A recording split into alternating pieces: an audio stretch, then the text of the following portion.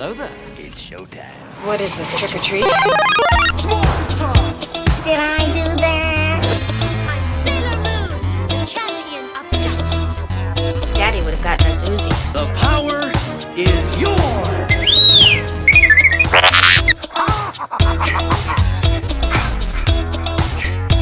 My name is Grace Jones. Thundercats. Power of 3 will set us free. Power of 3 will set us free. Power of 3 will set us free. There's no more room in hell. The dead will walk here.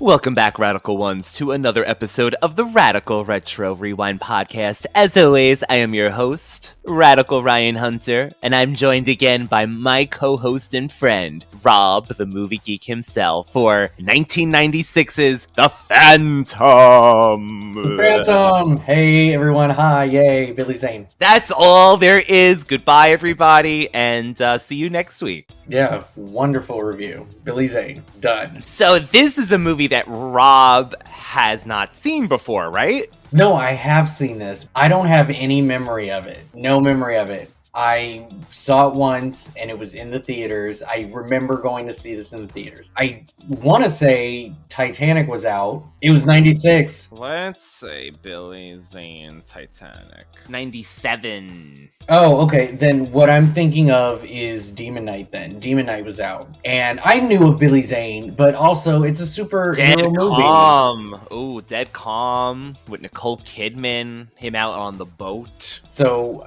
yeah, Billy Zane was always in my head. So, yeah, of course I saw this movie. So, one of the things that also happened was to promote the movie, and as well as milk, there was the famous Got Milk campaign. Can I get some milk, please?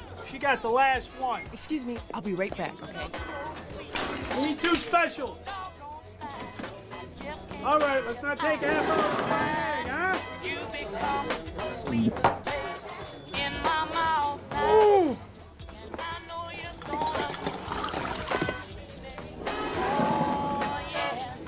Hi, sweetie. Got milk. Check, please. Where Billy Zane appeared in phantom purple getup with his mask, sitting on his throne with the milk mustache. So as soon as I read that, all these memories started to come back. What do you remember about this 90s Got Milk campaign that really was everywhere at the time, and then it just disappeared like the wind, I feel like? Well, it didn't make me drink more milk, I'll tell you that. Like, I still drink my sugar. I don't care about no ad. I damn sure didn't get no mustache like they did. I mean, theirs was on pretty thick. Like, I don't think mustaches for milk do not look that thick. I'm sorry, I don't know what they were drinking, but it didn't make me drink more milk. Going back, after I read that, I looked for images of the campaign, and I remembered a lot of them because I wanted to come up with something for Instagram. But as I'm going through this, right, I'm like, Rob, the mustaches are so thick, it just looks wrong. It looks like glue and all other things, and it's just, ooh. They were drinking milkshakes or something. They weren't trying to be healthy. Here's the thing. That campaign was out when I was at the peak interest of subscribing to magazines all the time.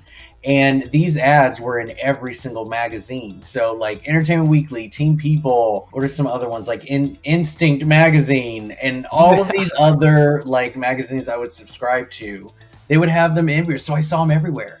And it was always a joy to just see who they got to be a part of this campaign. And they pretty much got everybody. So, is there one that actually sticks out for you? No. Not at all. Not at all. I have no memory of who. I mean, aside from the ones you literally just posted, I don't remember at all who was a part of this campaign. But I'm sure there are some folks that would have been like, oh, cool, yay, let me drink milk now. No, it wasn't that for me. If you know what it was, and the only reason that this stands out is because of two people, and it's the ones I was showing you. It is Sarah Michelle Gellar as Buffy and David Boreanaz as Angel. I remember trying to find those in the store for the magazine, and looking for those ads for those two. So, but we didn't get our charms, so we didn't get everybody. We got other WB stars as well, but you know what always happens with charms, which kind of segues into the Phantom. Billy Zane appearing in Charmed later on in his career. It all began a very long time ago, when a merchant ship was set upon by pirates of the Sengh Brotherhood. A small boy watched helplessly as his father was killed by the pirate leader, the evil Kabai Sengh. He jumped overboard and was washed ashore on a mysterious jungle island called Bengala. It seemed like a case of out of the frying pan and into the fire, but the Tuganda tribesmen meant the boy no harm. They scooped him up and carried him to their village. And that night, in an ancient ceremony of fire and drums, the tribal shaman presented the boy with a ring of great significance.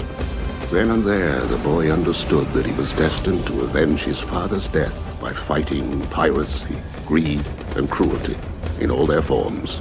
And when he grew to be a man, he became the Phantom.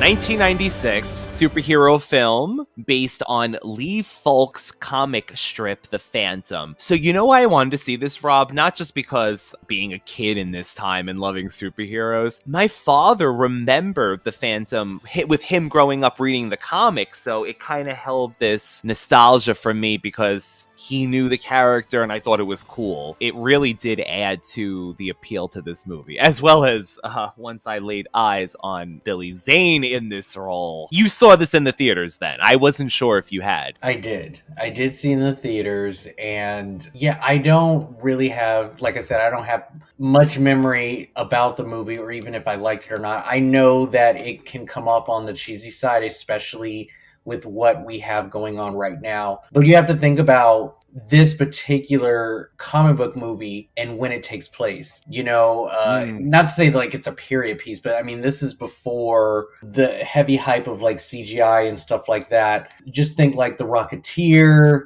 and The Shadow and stuff. Yep. I mean, these movies take place in like the 30s and the 20s, and the old school way of being a superhero, but it's also matched with like the tone and the messaging and pretty much like the choreographed fight scenes, and like all of that plays a part in this old school way of being a hero and a villain. And we'll talk about more of that, of course. But what was really interesting that I read about this movie was that this was the first fictional hero to wear a skin-tight costume. Yes. The typical, like I'm gonna dress up and go out there in an outfit, and it's especially a very vibrant, colorful one. This is the first guy. And also, covering his face, making sure that his eyes weren't visible, like all of that broke with him, with the Phantom. So for many people who don't really know this movie at all, it I wouldn't say paved the way, but it was a start to a huge trend that's still going on right now. Matter of fact, he had the black, I mean, this is the movie version, and this is after the Batman movies, of course, but he had that black eye makeup underneath the mask that is supposed to look part of the mask, yet at the end, it was a mistake, but he takes it off to unveil himself to Kristy Swanson, who I totally forgot was in this movie too, by the way. Talk about forgetting everything about a movie. Before I go, take off your mask. Let me see your face. Kit. And he takes the mask off, I noticed, in the eye makeups. Oh, I was like, oh, okay. Magic of the Phantom. I thought that was great, too, to learn. I read something similar about the costume being the first form-fitted one. And a matter of fact, this was a note for you, of course. Where does my head go to? It says that the costume, Rob, was originally supposed to be done in vein of the Batman muscle suits with the rubbery-esque abs and everything. But Billy Zane got in such great shape because he trained every day for this role that when he put the costume on to try it on, his own body was perfect enough. And oh my God, yes. I mean, there's a scene. He was prime and oiled to perfection. The one shot and scene that we got with his shirt off was amazing. Yeah, all of that, for sure. He looked pretty good in this movie. Another trivia that I thought was kind of fun for you was Bruce Campbell originally was going to play the Phantom in a version of the movie. And I definitely can see that, especially if they were going with the same sort of like tone as this Phantom was. I mean, they're both very charismatic people and also very bright, and I shouldn't say bubbly, but they're very like quick-witted with their words and stuff like that. So, and they also have like a comfort tone to them. You just hear these guys talking, you just trust them.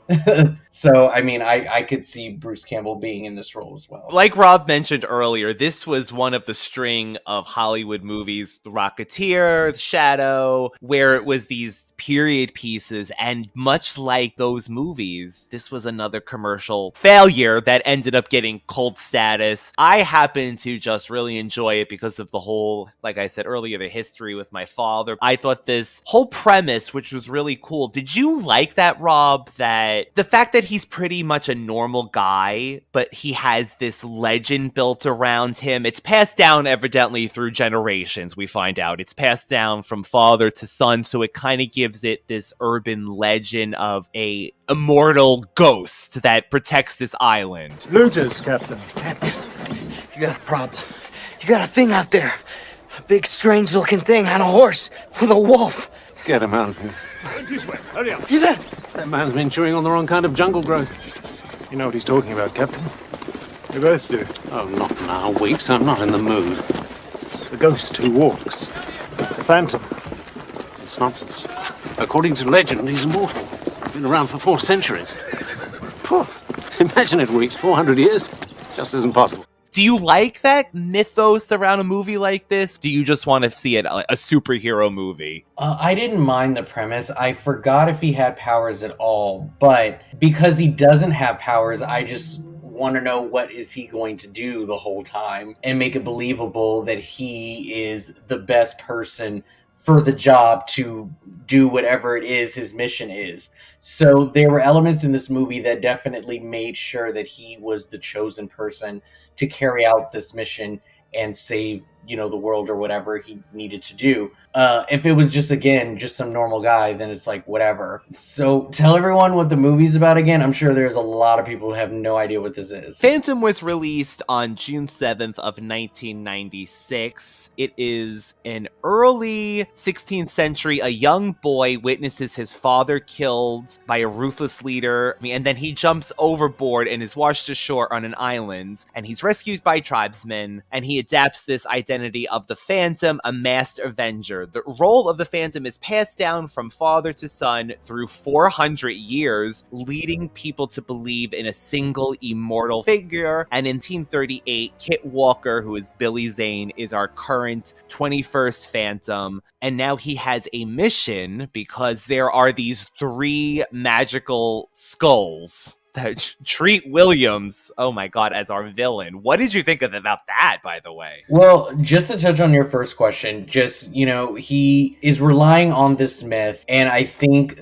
just everyone's perception of him is what gives him a lot of power, and the idea that he cannot be killed. Apparently, he's trained in strength and agility. He can definitely fight. There was one scene in the very beginning that I was like, okay, I don't know how he did this. But other than that, I think that him having the resources, the atmosphere, and plus his 2 trusty animals to help him. Oh, I loved that. Yes. I think he is definitely a force to be, reckoned with. Like you just don't want to, mess around with him. But at the same time, for this movie, I found it intriguing that this legend just happened to kind of like make up a thing of its own and become something that gives him a better chance of like being that hero that everybody believes him to be. Right. This movie definitely had a very straightforward hero and a straightforward villain. Like there was never any way of confusing the two or making them complex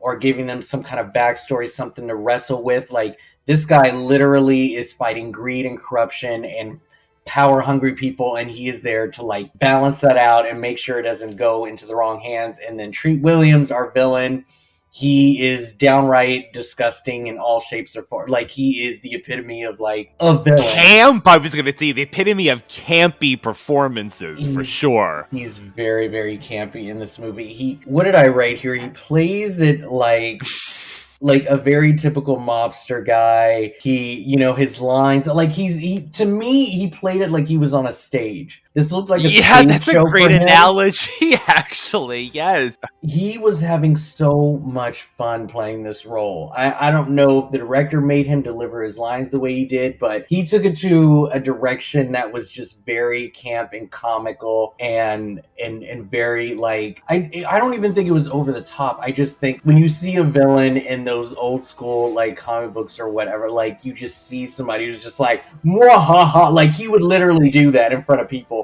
And they'd look at him and be like, what is wrong with this man? Like, I don't get it. He was really just having so much fun. I mean, maybe that's what it is, Rob. Maybe you pinned the nail on the head with that, because it seems like they pretty much took a comic book and splashed it on page, even with that beginning that we got, with for those who... Oh, yeah, for those who came in late. I love that first line. That's so cool. To just explain, like, okay, y'all don't know who the Phantom is from the comic books, so for those who came in late, here it is. I love that.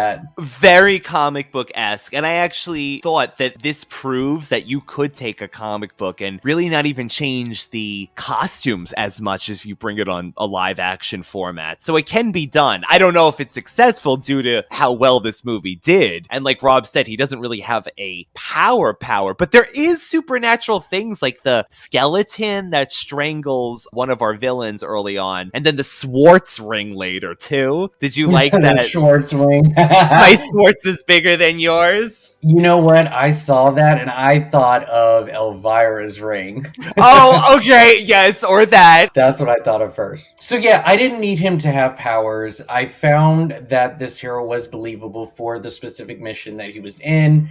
And, playing the guy Kit outside of the costume was very believable as well. And like I said, he's very charismatic. He had a lot of resources. I believed him to definitely be that guy who is out there for justice. His Obi-Wan that would talk to him a couple of times was nice too. Apparently his father's death, or the person before him in this Phantom line, was able to visit him. And I want to say that based on how it ended, he was able to see his father, and his father could not go to rest until he made sure that his son bared another kid to take over his role. It seemed like there was definitely you gotta give him that male child to birth the next Phantom. There was a line, he goes, well, maybe, she'll, come back to the island and they'll have a kid after all. And he's like, then I can finally rest, is what he said.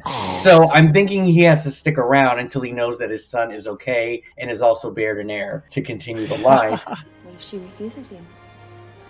No one refuses the Phantom.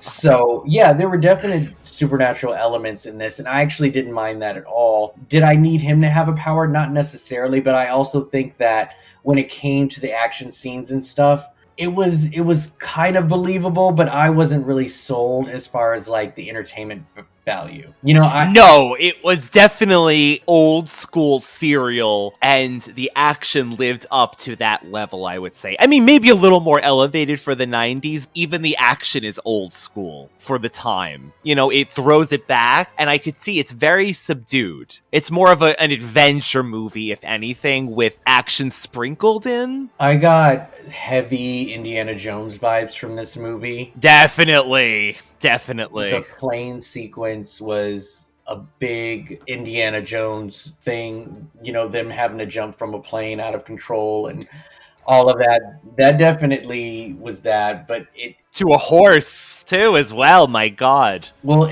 but it's also just, going through the caves, finding treasure and all that stuff. Like, it just definitely played off like Indiana Jones. Do you think originally why the previous Phantom, which I think is supposed to be his father, but it's weird because was the father the Phantom up until 6 years ago? They're kind of alluded to. So was he that old doing the Phantom job, or is it that he imagines or sees him what he would have looked like had he still been alive? Because isn't it that his gun belt is taken by the villain played by that actor? Oh my God, who's in everything? James Remar, yes. I would say that with his costume on, you probably can't tell.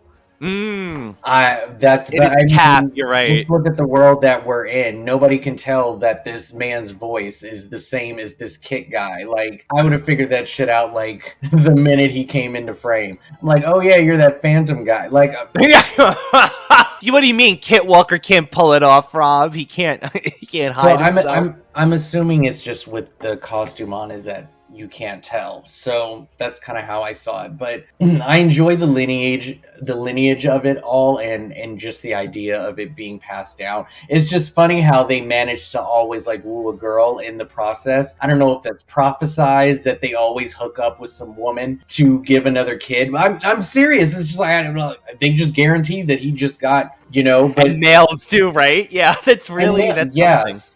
Kit was in New York at some point, and that's where he met his ex-college girlfriend, Diana, played by Kristy Swanson. I guess I would say she plays it as a 30s kind of esque character, I would say. She was giving me Earhart realness. Yes. Shade jumpsuits and that, Yeah, no, I thought she was decent. She wasn't a damsel, which I also enjoyed. Why did I keep thinking that she was Princess Daisy from Super Mario Brothers? I know it's not the same actress. I could see.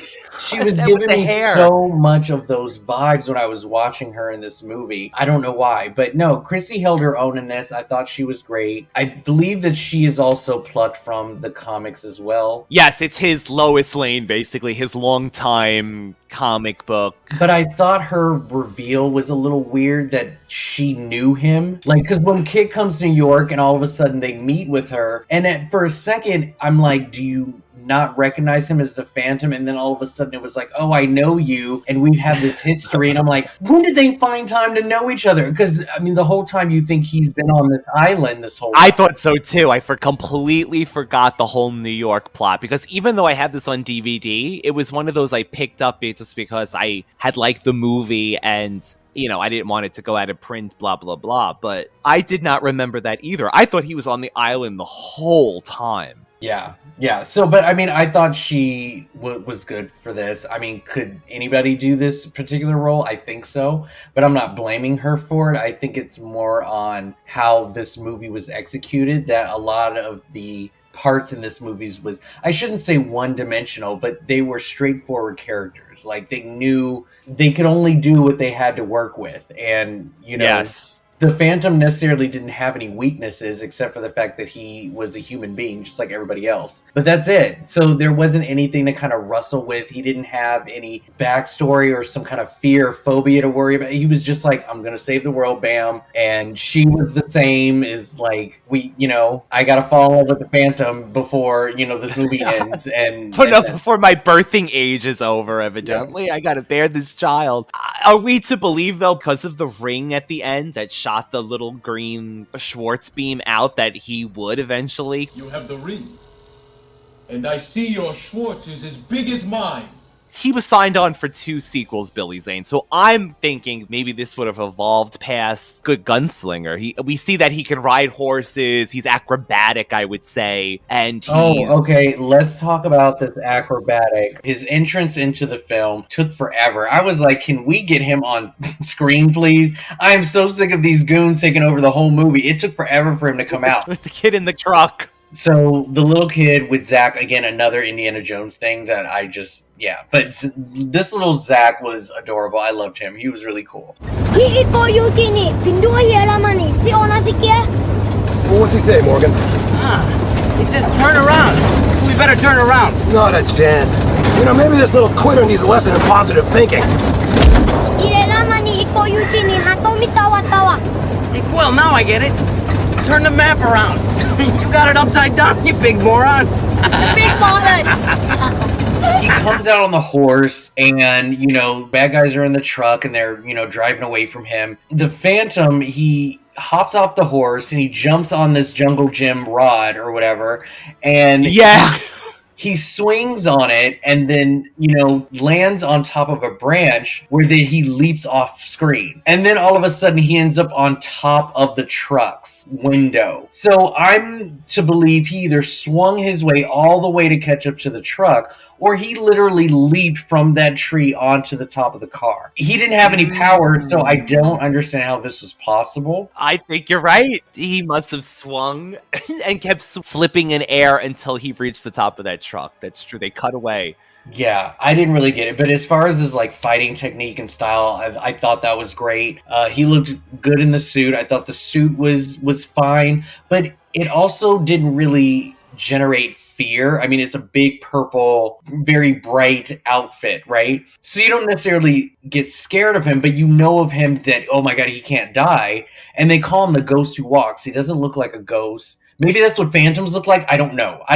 There just wasn't really much fear in it. So then with all of that, and then when he goes to rescue Kristy Swanson, Diana Palmer. Diana Palmer. Just the minute he comes in, he's quick with the words and the wit, and he's, sitting there throwing these one-liners. And I'm just like, oh, so he's this happier, he's in a good mood type of hero. He comes in danger and he's just got this smile on his face and is just very confident that he's just going to save the world. It's funny. In the beginning, there's James Remar, and I think he has 2 or 3 goons with him, right? Yeah. One of the goons was named Morgan. He was the one that I think had a couple of gold teeth or whatever. So this gentleman, along with Billy Zane, they were in a movie together, Back to the Future 2. They were part of the gang that was picking on McFly. If you remember the car chase with all of his friends in the back, Billy Zane was a part of that, that thug gang or whatever, and so was this other gentleman.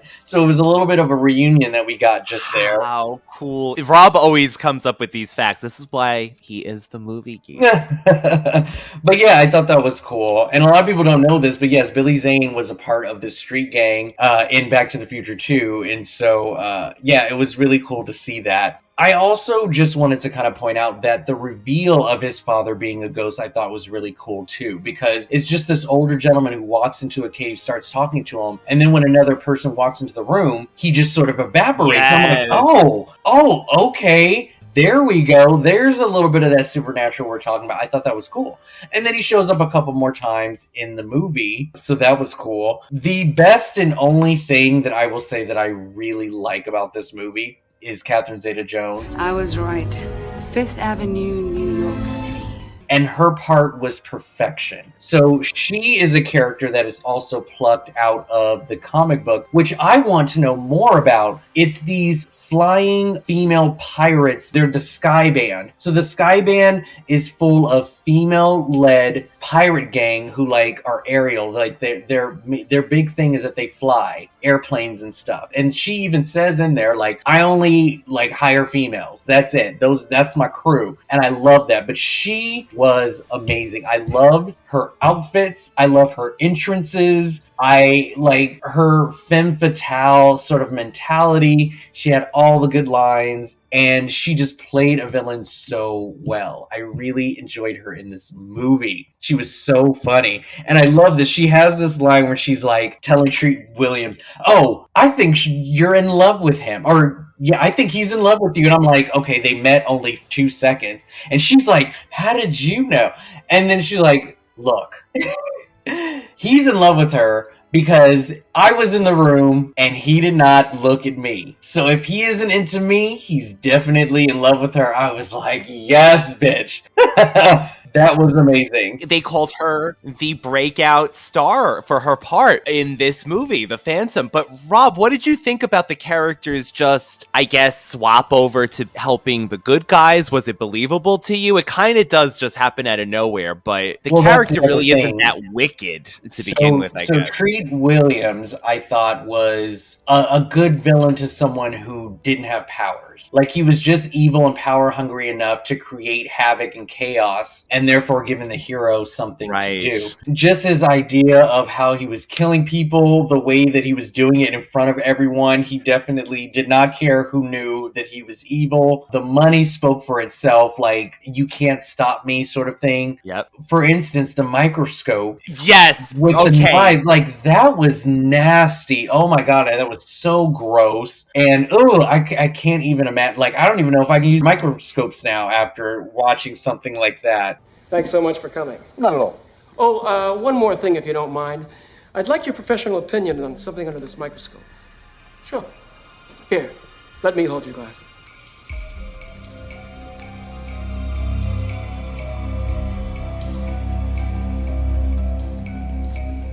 I don't see a thing. Just turn the focus knob.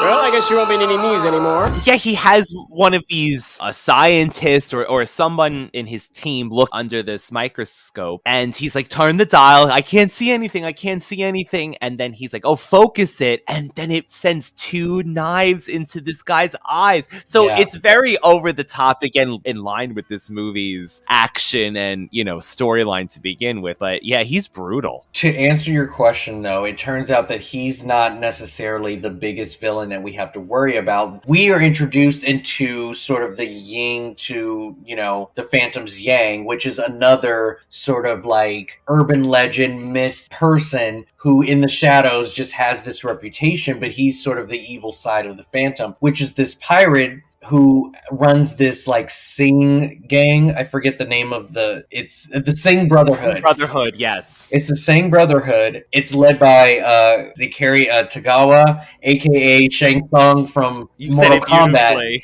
You said it beautifully, yes. So he plays this Kabai Sengh guy, and I thought that he was a better villain in the 5 minutes that he was on screen. I thought so too, yes. He had a bunch of, pirates, who was his crew, which dominated Treat Williams and his crew. So Treat, obviously, this Drax character, he basically is all about the power. He's not looking to share his wealth with anyone. So I think for the sake of wanting to live after all of this, looking for the skulls and stuff like that, like Zeta had no choice but to join good because he wasn't going to look out for her. I don't think it was necessarily portrayal. It was just more of like, you have 2 different gangs after the same thing. Who are you going to go with? You're going to go with the hero because these 2 are just going to cancel each other out. I found it believable. It just kind of happened real quickly to just also trust her to be a part of the good team now. So it's whatever. But you're right. I'm surprised there wasn't a spinoff. Well, I mean, this one didn't even do well. So how are they getting a spinoff? Maybe it's like Elektra to Daredevil. But of these female pilots, that's a really cool concept as well. So the Air Femme Fatale. But it was funny though, because we get to this ending and they're just like, there's a 4th skull. I was like, really? Come on, a 4th? Like, this whole time we've been concentrating on just 3. Now all of a sudden there's a 4th one. You gotta control them. And I'm like, okay, here we go. So they just go through that whole thing. For the sake of the 90s, I thought the effects were all right. I'm not gonna bitch and moan about it. They did spinning skulls, the CGI-esque They did what they had to do. I thought the rays shooting out of the skull and also the ring was pretty cool. I didn't mind it at all. Again, for a movie that doesn't have much of it, I think they used just a good amount to not make it super cheesy. So no fault on the effects. This movie also got a mixed review by Siskel and Ebert. So Siskel thought Billy Zane was boring and unlikable. That's Billy Zane playing the title role in The Phantom, the new movie based on the popular comic strip that apparently has been going strong for 60 years. But on screen, the sight of a guy wearing a purple bodysuit in the middle of a jungle, or even on the outskirts of the jungle, does stretch credibility. And credibility isn't helped by Billy Zane's performance and manner. Phantom is another action picture I'm giving a mixed review to, and I've already outlined my split opinion. Hated the Phantom, laughed at the Phantom, but I like Treat Williams in some of the action scenes. I would recommend to people that if they want to completely forget everything about the plot and everything about the story, which wouldn't be a bad idea. This movie is worth seeing for the production design by Paul Peters. This is one of the greatest looking movies I've ever seen. To give the guy, I think he's very stiff. No, to give the guy a personality, a wry humor, an edge. I don't think he has a wry humor. Quality of kidding himself a little bit. There's a lot going on there. I think he's quite stiff, Roger, and that's where my problem was. Every time I saw him. Well, okay, Gene. Yeah. Well, I liked looking at parts of it, the parts when he wasn't on the screen, the Phantom. That's weird. I don't get that at all. Ebert said that it was one of the most beautiful movies he's seen and that Billy Zane was very likable as the Phantom. So they did not agree. He said he enjoyed every other scene that Billy and the Phantom wasn't on. I couldn't believe that because he is a charming guy. He's just as naturally charming. He might not be, I guess he's more subdued. He has more of a calming kind of charm to him. He's not over the top, but I would not think he was wooden and boring at all. Well, I'm not sure if these reviewers read the comics and compared Billy Zane to this exciting, vibrant Phantom in the comic books. If anything, the Phantom is boring, but Billy Zane is not boring.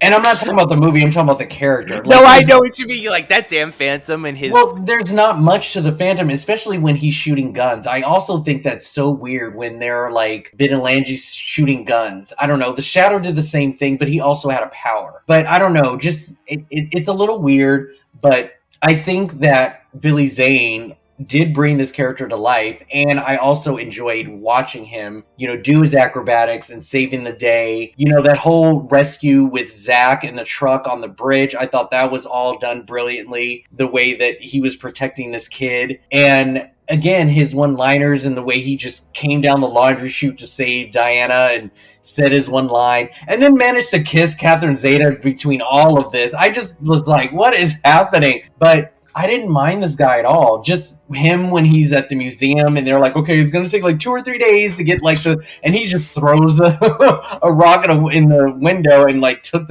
I didn't mind Billy. I thought he was cool. The man's got a big giant smile and he has a very a zest for life. Well, he just has to me, he had a commanding sort of demeanor to him when he enters the room. He was definitely a man's man. He wore the suits. I thought the movie was shot beautifully, though. I love their their set pieces and their scenes, the way that they used, the sunset and the jungle and all that. Oh, I liked all of that, but even down to the wardrobe and everything, I thought was pretty cool. Kudos to that. We recently did The Sting, right, Rob? So that was filmed in the 70s, but was supposed to double for earlier in time. I think this actually did capture the time period very well. Even when they went to New York, it looked realistic. Well, realistic in the movie magic way of things. It looked pretty good. Yeah, the film, again, is just a little slow. I will be honest with you. It took me a couple of tries to get through this movie, to be honest. It's not that long of a movie, but I just think that there were just some things that just took too long to get to the point. And I think whether it was just these big, long, chase scenes or, I don't know. There was just a lot of stuff in the middle that just was kind of get on with it. And everything, again, just kind of fell into place. There was a literal outline where everything just went exactly where it was supposed to go. And, it was, capturing Diana and then them two falling in love and then the horseback ride. And then it was just, I don't know. It was just a little slow for me. So I couldn't really get into it as much. But this is a type of superhero that I don't see often on screen, regardless when I watch something like that. I mean, the Phantom, I think, gets you with his confidence and not driven by fear. I think a lot of people, or a lot of heroes sort of in the future, are not necessarily there to scare you into submission, but it's more of this, if you don't have powers, fear is the best way to get people to submit to you. And his confidence, I think, is what makes him this hero that gives him like this upper hand on like all of these people and these goons who are trying to like take over the world or whatever. Didn't the music sound like Willow? I got a lot of Willow in my head every time I would hear some of the music and very grand. Like Willow, Star Wars, like very John Williams, Star Wars. Like I just kept hearing the Willow in my head. Yeah, I agree. It had a great score. A matter of fact, it does get a lot of praise for the score, at least, if anything. I agree, Rob. Like you said earlier when we were talking about it, it did take a while to reveal him as the Phantom. And when we do, he's already sitting in the costume, by the way, on his throne. Oh God, I wish they had shown him on the throne. They like in that milk ad they do. Yeah, no, that would have been really cool.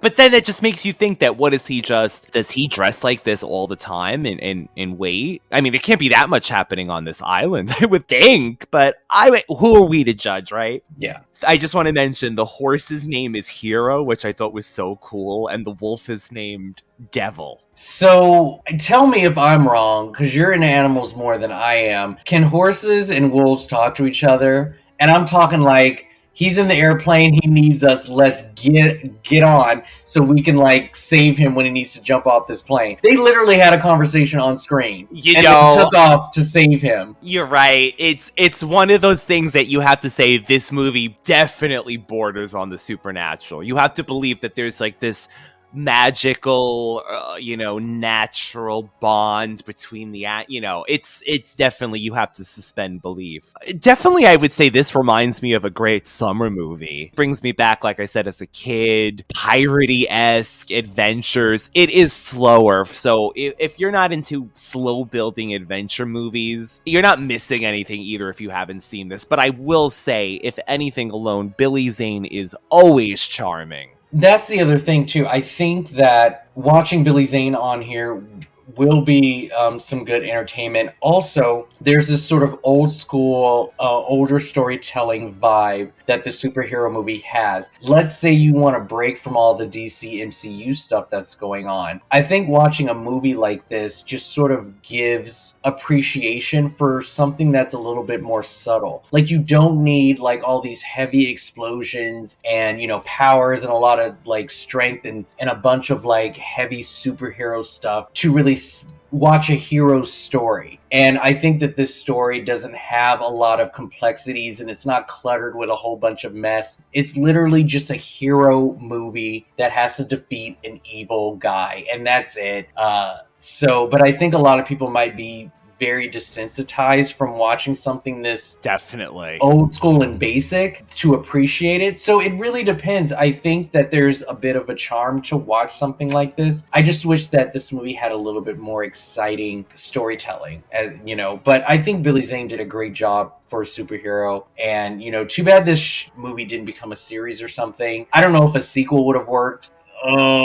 I think if they did more of the supernatural aspect, and not that you have to rely on that heavily, because I do love that just a folklore myth that just forms. So this 2-picture deal he signed up for, I could only imagine they would probably up the action, maybe get Catherine Zeta back. Maybe they would show off her, what is this, ship of female pirates or whatever he said, women or something like that.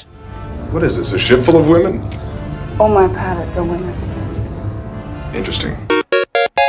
Thank you for rewatching this. I know it's probably one of those movies, even myself, that if we weren't doing this show, it probably would have slipped through the cracks of time, but I pass by this poster a lot, whether I'm just kind of like scrolling through streaming channels or online. The poster is very captivating. It's very in your face. It's definitely very old school superhero comic book like, it is, I could totally see what you're saying with, it's a perfect poster. It's eye-catching and it grabs your attention, and but again, it just doesn't sort of fit with a lot of the other superhero stuff that you see. But just think like Zorro or like Dick Tracy. These guys didn't have powers, but again, those movies just gave off a really good swashbuckler like vibe where you just see a lot of old school fighting and just being that greater good sort of guy and just doing the right thing. And I think that's what most of these movies sort of portray in their themes. And so something like this could be fun. It's just, again, it was just kind of hard to watch right now. So I can't say that I'll revisit this movie again, but... I know a scene that I might revisit, but it was the same scene I was revisiting since a teenager, probably. God, he looks so good. He looks really good. I've never seen such a display. He definitely got into shape for this. So if you do anything with the Phantom, you can just look that picture up and call it a day. That scene, it was so good. We named it. And watching for Zeta-Jones, I thought she was fantastic in this movie. I mean, and you mentioned Zorro. That is definitely out of the two. I mean, the Zorro movie is definitely the better movie. More entertaining. I'm glad we still covered this on the Radical Retro Rewind podcast. So, Rob, when you're not hanging out over here, where can the lovely people find you? There are 2 podcasts that you can listen to this lovely voice. Movie Geek and Proud is a movie podcast where I just review movies from my collection to see if they hold up for the most part, and sort of just revisit and see if I would have bought those movies today if I were to watch them for the first time. And then I'm also doing